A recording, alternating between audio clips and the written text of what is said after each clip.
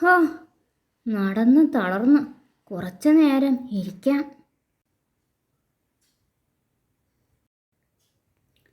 ധും ധും ധും.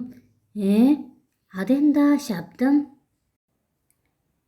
ധും ധും ധും. ഠക് ഠക് ഠക്. ദേ അടുത്തത്. ഇതെന്തു വിദ്യ? ധിം ധിം. അമ്മോ, കല്ലും മരവും മാത്രമല്ല.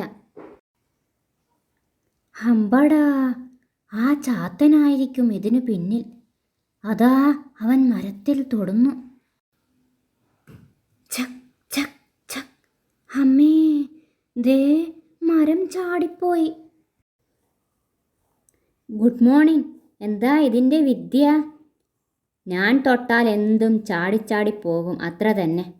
എങ്കിൽ വാ, 2 പിള്ളേരെ ചാടിക്കാനുണ്ട്. ഹി ഹി ഹി ഹി. ആദ്യം എന്തെങ്കിലും കഴിക്കട്ടെ, വിശന്നിട്ട് വയ്യ. ഇതെന്താ? എൻ്റെ തീറ്റ ഇങ്ങനെയാ, കൈകൊണ്ട് തൊട്ടാൽ ചാടിപ്പോകില്ലേ?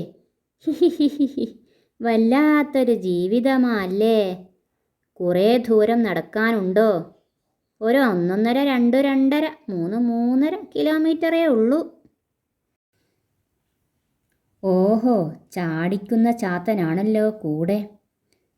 ആ ലുട്ടാപ്പി വന്നിരുന്നെങ്കിൽ ലിഫ്റ്റ് കിട്ടിയേനെ. ലുട്ടാപ്പിയോ? അതാരാ? അങ്ങേർക്ക് ലിഫ്റ്റ് കച്ചവടമാണോ ജോലി? പറഞ്ഞു തീർന്നില്ല, അതാ നിൽക്കുന്നു. എടാ ലുട്ടാപ്പി, നീ എന്താ ഇവിടെ? ഇതുവഴി നേരെ പറന്നാൽ ഷോർട്ട് കട്ടാ. ഞങ്ങളും വരുന്നു. കേറിക്കോ, അപ്പുറത്തെ കുന്ന് ക്രോസ് ചെയ്താൽ വീടെത്തി.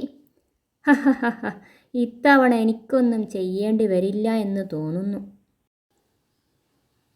പിടിച്ചിരുന്നോ, ഇവന് സ്പീഡ് ഇത്തിരി കൂടുതലാ.